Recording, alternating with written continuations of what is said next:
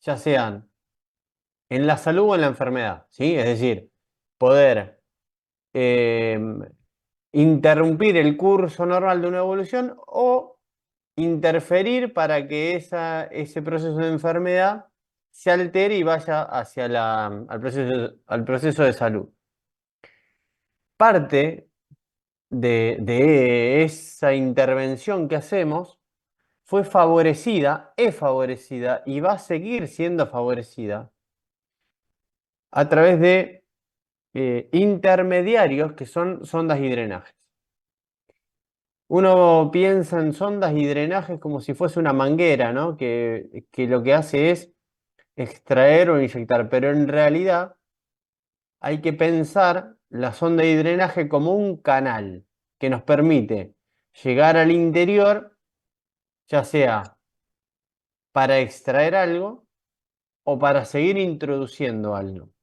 De hecho, este proceso del conocimiento de sondas y drenaje ha sido el principal hincapié de las intervenciones mini invasivas, ¿sí?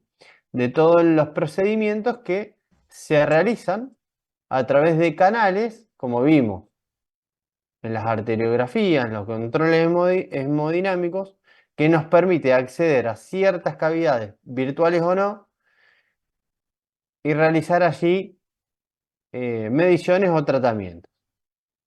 Entonces, ¿cuál es el mecanismo de un drenaje? El in-out, ¿sí? Es decir, lograr una conexión de lo externo con lo interno a través de un elemento no biológico, en este caso, ¿sí? Fíjense, hay muchos tipos. Tenemos sondas K227, K225, que son sondas muy gruesas, que se colocan principalmente en el tórax eh, para drenar lo que es un neumotórax, es decir, aire entre las dos hojas visceral y parietal de la pleura, y es tan grueso justamente para que los movimientos ventilatorios no compriman y colapsen esa sonda. También tenemos la K9, K10 y K11, que son sondas que se utilizan para descomprimir el estómago, que este, el grosor nos permite introducirlo por la narina, llegar al estómago y poder vaciarlo. Y después tenemos la K92, K95, K97, que son sondas que se usan principalmente para vía urinaria. Vamos a ver de todas maneras después los diferentes tipos y los materiales. Pero pregunta de examen es, ¿cuál es el propósito de un drenaje? ¿Sí? El propósito es ese, que uno quiera que ingrese o que salga líquido del organismo, básicamente. Eh, o ya sea eliminar cualquier otra sustancia, ¿sí? Eh, o que yo pueda hacer que ese lugar donde yo voy a poner el drenaje, que no hay una sustancia para extraer, pero que tampoco aumente ese espacio muerto, por lo tanto, no permito que se junte líquido o aire, entonces permito que las dos estructuras o los bordes de las estructuras donde yo coloqué ese drenaje queden colapsadas. De esa manera, yo oblitero el espacio muerto. ¿Sí? Uy, perdón. Dejé de compartir sin querer. Bueno, seguimos. Hay muchos tipos de drenajes. En realidad, cualquier elemento extraño que yo coloque que tenga una conexión in-out va a ser un elemento de drenaje. ¿Sí? Pueden ser de goma, de látex, de polietileno, de silicona o puede ser la gasa incluso. ¿Sí? Todos o la mayoría deben haber visto alguna vez cómo en los forúnculos o en la famosa golondrina cuando se produce un absceso de pus, se hace una incisión en la piel y se deja un guante de látex dentro de ese orificio, ¿sí? Eso permite también que haga el efecto de drenaje. Entonces, ¿de qué va a depender la selección de ese drenaje? Bueno, del sitio anatómico, de la enfermedad del paciente, de cuál sea mi objetivo primario, de la profundidad, bueno, de los elementos que yo tenga a disposición, de la condición del paciente, ¿sí? Yo puedo seleccionar cualquier tipo de drenaje que nos permita después maniobrar mejor, que esté colocado el tiempo que yo quiero, que tenga menos probabilidad de infectarse el drenaje, que sea fácil y cómodo para el manejo del paciente y que una vez que cumplió el objetivo yo lo pueda retirar sin dificultades también, ¿no? Porque esa es la otra cuestión. Digamos, es todo un proceso que lo tenemos que tener bien claro al momento de seleccionar el tipo de drenaje. Pero a su vez, los tipos de drenaje yo los puedo seleccionar respecto. Si quiero que drene por capilaridad, es decir, la capilaridad nos permite que no haya una fuerza física que lleve los elementos de un lado hacia el otro, sino que sea la misma absorción que lleve por, digamos, por una cuestión de presión, lleve los elementos de un lado, de un sitio más cerrado a uno abierto. Este es el típico caso de, que yo le explicaba recién, cuando uno tiene que drenar un absceso o un forúnculo, deja un dedo de guante dentro de ese quiste infectado, entonces toda la secreción purulenta de ese quiste va a migrar por capilaridad hacia el exterior. ¿Por qué? Porque dentro del tejido orgánico va a haber más presión extrínseca y el fluido va a tender a salir siguiendo el recorrido de ese guante, ¿sí? Es decir, el dedo de guante no cumple una función física, sino por capilaridad. Pero también yo puedo colocar un drenaje donde conecto a un sistema aspirativo que ayude a que ese líquido salga del organismo. Puede ser que esa aspiración yo la conecte a un sistema de aspiración como es la aspiradora de casa, que es la aspiración que viene en los paneles que están en la cabecera del paciente. Entonces se colapsan las estructuras adentro. O puedo colocar un hemosuctor, ¿sí? O el sachet de suero, que yo lo colapso, le saco todo el aire y lo conecto haciendo vacío, ¿sí? Con presión negativa dentro del sachet, y la misma tensión de la pared del sachet va a tender a expandirlo y de esa manera hace un efecto de aspiración. Y por último, el sistema de drenaje por gravedad, que es cuando yo coloco un drenaje, pero el recipiente lo pongo por debajo del nivel del extremo interno. De esa manera, por una cuestión de gravedad, los líquidos, los fluidos van a ir del paciente hacia afuera. Bueno, esta es la definición de drenaje, ¿sí?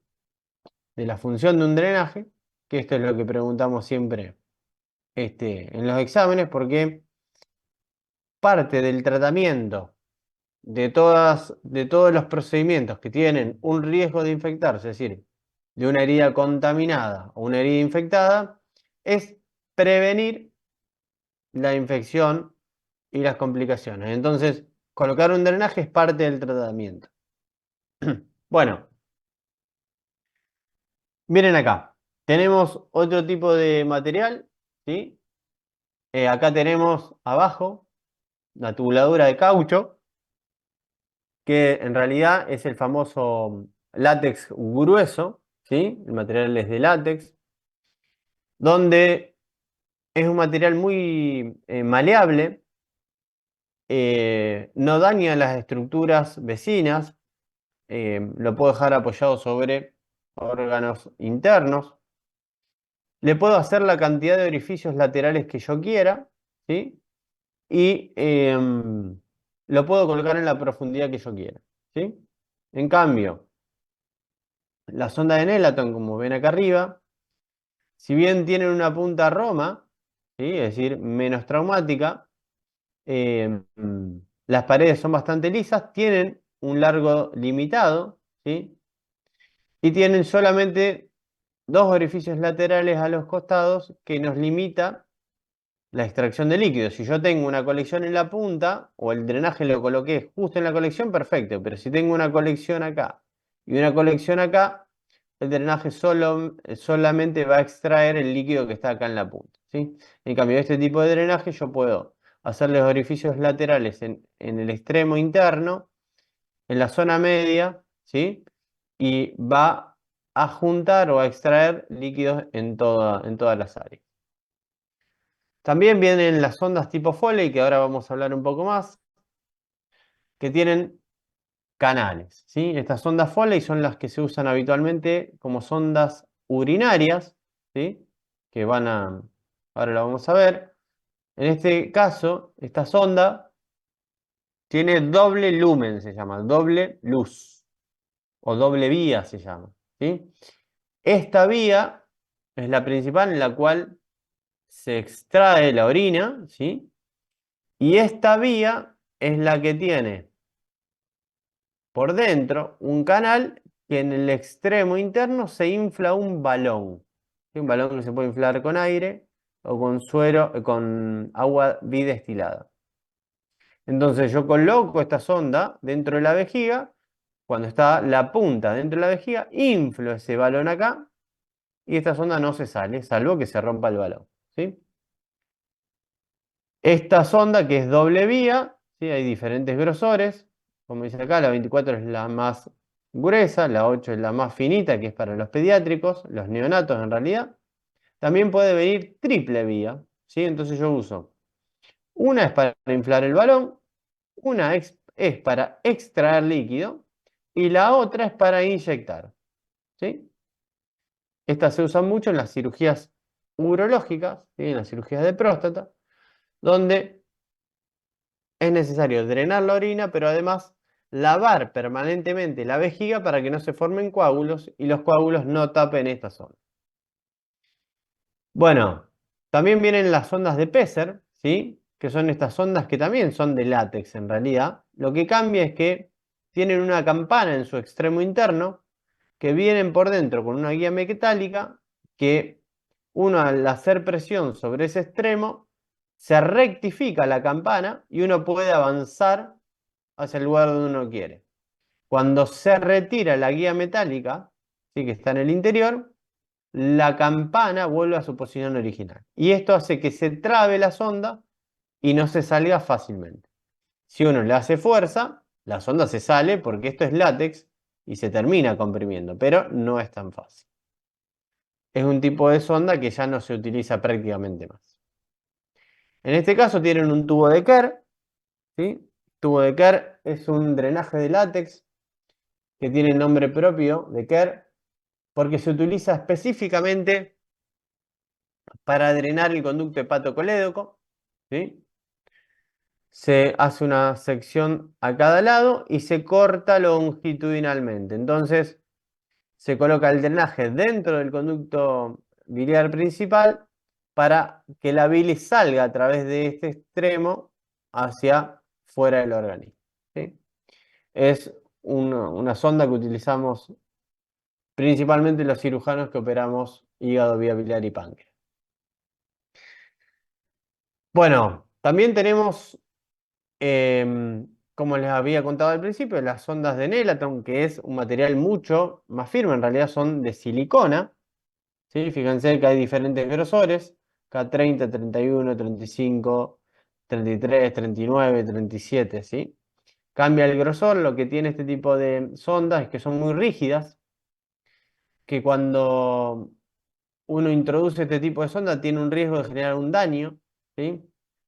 Entonces el manejo tiene que ser mucho más cuidadoso. Lo que tiene de bueno es que al ser rígida tiene menos probabilidad de que se colapse, entonces eh, va a seguir cumpliendo permanentemente la función de extraer líquidos hacia afuera. Bueno, otra vez la misma imagen del principio, vamos a seguir. También tenemos tipo de drenaje quirúrgico, ¿sí? En este caso una marca comercial se llama Redon, que ya viene el tipo de drenaje con la aguja incorporada, entonces uno, teniendo la herida abierta, es decir, la piel abierta, uno punza con esta aguja por debajo de la piel, saliendo lejos del borde de la herida. Entonces, el extremo interno del drenaje, que es el que tiene todos los orificios, queda en el lugar donde yo quiero, y la aguja, cuando sale, saca el drenaje de adentro del paciente, ¿sí? Es un concepto relativamente nuevo, no sé si es mejor que los otros drenajes, pero viene el drenaje incorporado con la aguja, ¿sí? Se los muestra para que lo sepan. Bueno, vamos a ver algo muy poquito de lo específico de la técnica. Como yo le expliqué recién, ese drenaje Redon lo que hace es salir por contraabertura, es decir, por contraincisión. Cuando uno hace una incisión y el drenaje no sale del organismo por esa misma incisión, se llama acontraincisión o por contraabertura. De esta manera, todos esos líquidos salen lejos de la herida y de esa manera tiene menos riesgo de que se infecten. En cambio, hay drenajes que se colocan a incisión, como son estos que yo les expliqué del forúnculo, ¿sí? Uno hace una incisión en la piel para que drene la colección de pus y deja el drenaje en esa misma incisión, ¿sí? Son los dos tipos de técnicas, a incisión o a contraincisión. Bueno, los tipos de sistemas ya lo expliqué. ¿Qué puede pasar con esos drenajes? Que algo lo dije cuando expliqué la selección de tipo de material. Bueno, que yo coloco el drenaje y que el drenaje se mueva del lugar donde yo quería, ¿sí? Entonces se salga del organismo, ¿sí? Entonces una de las complicaciones es que el drenaje se mueva del lugar donde yo quiero que esté y la otra es que se salga completamente, ¿sí? Otra complicación es que se obstruya ese drenaje, ¿sí? Se forma un coágulo adentro y que lo tape y deje de cumplir la función de drenaje. O que no se tape, pero sí que se aplaste, ¿sí? Y se obstruya de todas maneras. Que ese drenaje se infecte. Entonces, un drenaje infectado es el mismo drenaje el que sigue generando una infección permanente y lo tengo que retirar para que esa infección se termine de curar. O que sea el mismo material del drenaje que por la rigidez del drenaje o por el decúbito genere una lesión en los órganos internos. El decúbito significa es el apoyo del organismo. Entonces, el apoyo permanente hace que esa zona donde está apoyado no tenga buena circulación vascular. A posteriori, esa zona se necrosa, o sea, hace una úlcera, ¿sí? Entonces, eso es una complicación por dejar un material externo en una superficie o en contacto con un órgano interno. Bueno, vamos a ver ahora lo que es sondaje vesical y sondaje nasogástrico para que ustedes entiendan un poquito eh, algunas particularidades. Ya lo vamos a volver a ver eh, en quinto año más en profundidad, pero ustedes ya en cuarto año van a entrar en contacto con pacientes que tengan sonda vesical y sonda nasogástrica y lo tienen que saber colocar. En los prácticos van a ver también la técnica, así que viene bien. Bueno, fíjense, el sondaje vesical es una de las prácticas urológicas más frecuentes, es una de las prácticas más frecuentes de guardia, ¿sí? Así que este es un procedimiento que ustedes lo tienen que saber hacer. Tenemos dos tipos de sonda, utilizado principalmente la sonda de Foley, ¿sí? Es muy raro que usemos la sonda de Nelaton, la siliconada. Usamos la sonda de Foley que tiene doble o triple vía, como habíamos visto antes, que cuando usamos la doble vía se infla el balón, que es esta burbujita de aire o de agua que hay que llenarla, que tiene un extremo romo, ¿sí? Y que es fácil de colocar, que ahora vamos a ver un video. La sonda de Nelaton, ¿sí? Es una sonda mucho más rígida, tiene una sola vía. Fíjense que el material es mucho más rígido y genera daño cuando se coloca. Bueno, también hay muchos otros tipos de sondas. Yo no necesito que las sepan, pero las Male con la Peser que movimos antes, que tenga punta de Nelaton, la punta Mercier, bueno, que tenga doble lumen, triple lumen, es indistinto. Yo lo que quiero que ustedes sepan son las dos primeras.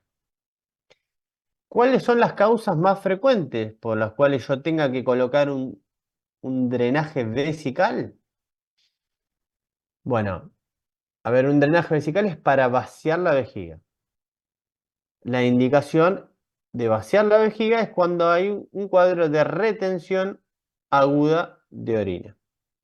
Es cuando el paciente tiene un problema a nivel de la próstata, y la causa más frecuente es en los varones, por eso digo la próstata, que obstruye la uretra. Al obstruirla, la vejiga se empieza a llenar de orina y necesitamos evacuarla, ¿sí?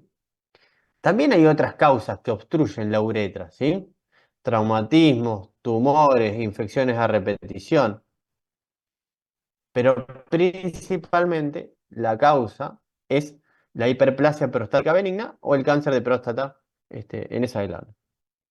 También podemos colocar un sondaje vesical en pacientes que requieran una cirugía programada, por ejemplo, donde tiene que estar muchas horas en quirófano, entonces es necesario que la vejiga esté vacía, donde yo pueda controlar lo que orina el paciente.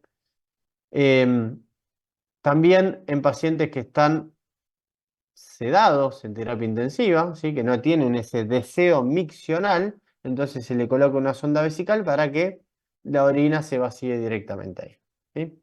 Esto no es necesario que ustedes lo sepan, sí quiero que ustedes sepan las indicaciones. Fíjense, en este caso es un corte tangencial de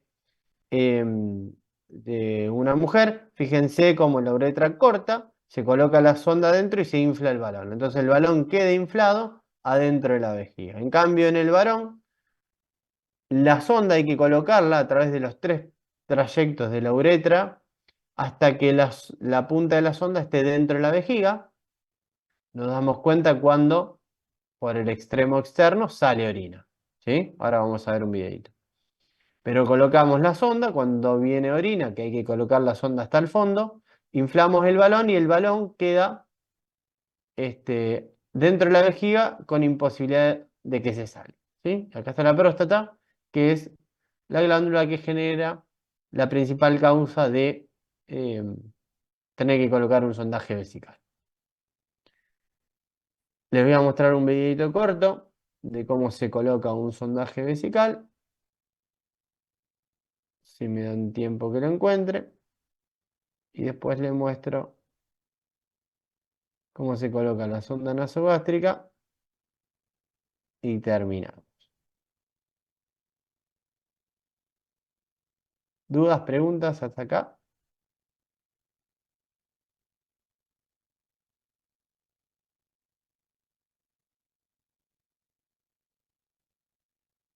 Bueno, ¿están todos dormidos? ¿No hay preguntas?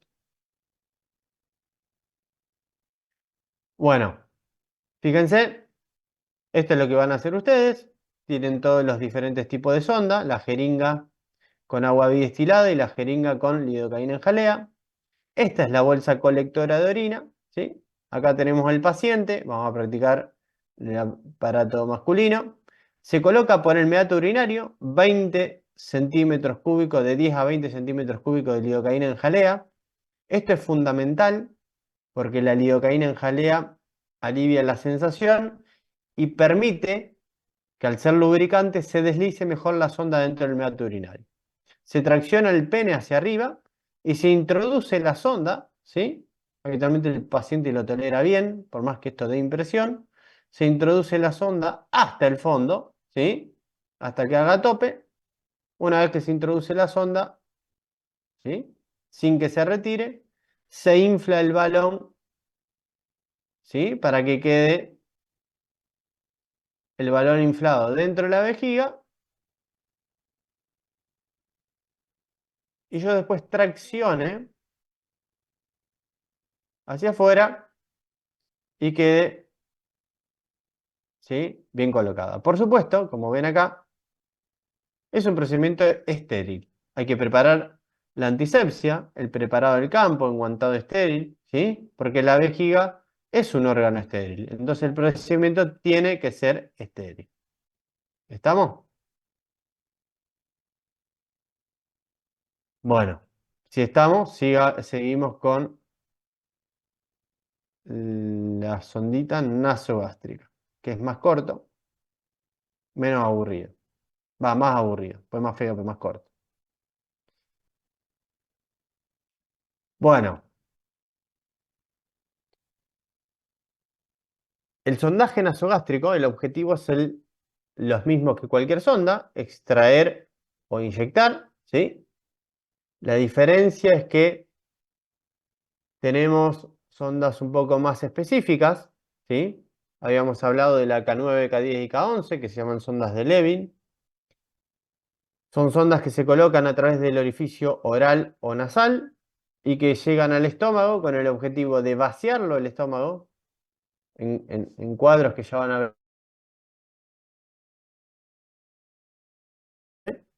O se puede usar la K108, que es una sonda que permite alimentar a los pacientes a través de este mecanismo, ¿sí? Hay pacientes que tienen dificultades deglutorias, ¿sí? Ya sea por ACV, por tumor, por, bueno, diferentes enfermedades neurodegenerativas y que no pueden alimentarse por el mismo mecanismo. Este tipo de sonda lo que tiene es una guía metálica por dentro, ¿sí?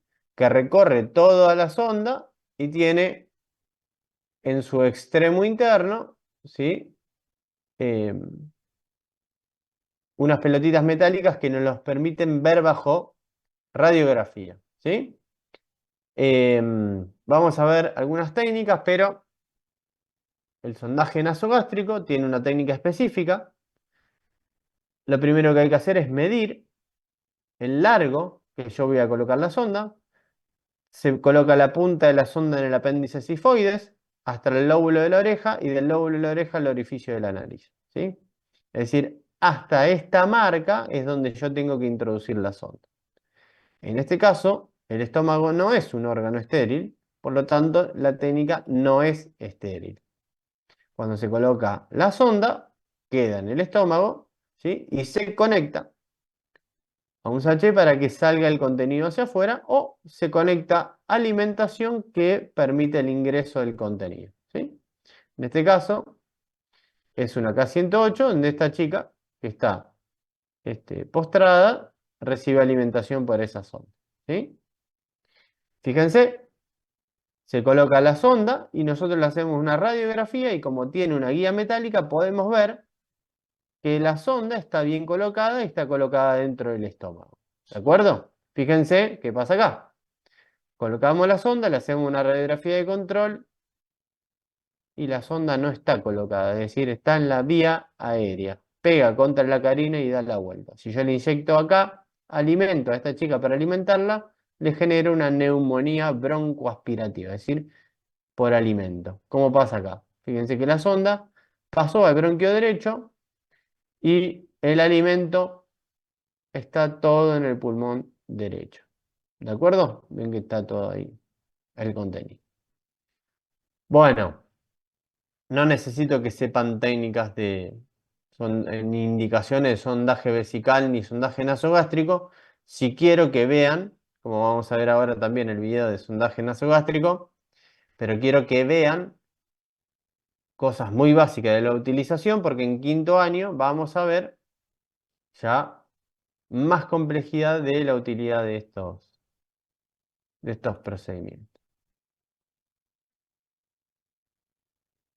siempre y cuando me deje reproducir el video del sondaje.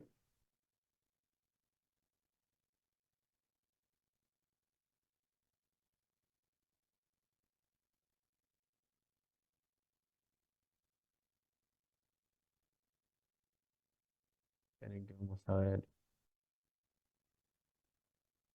Acá está.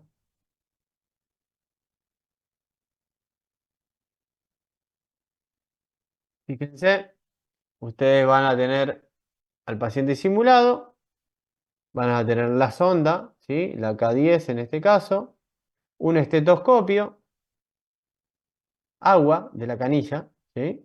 Potable. Van a tener al paciente acostado. Fíjense, yo en este caso, bueno, es una práctica simulada, pero debería tener los guantes colocados. Mido, ¿sí? La longitud de la colocación de la sonda, ¿sí? Para que la punta de la sonda llegue al estómago. Toco el apéndice sifoides, hago una marca ahí con cinta, ¿sí?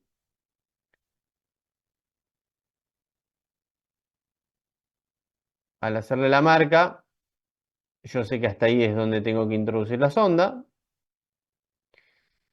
Paciente despierto, ¿sí? Le coloco lidocaína en jalea en el orificio de la narina para que lubrique.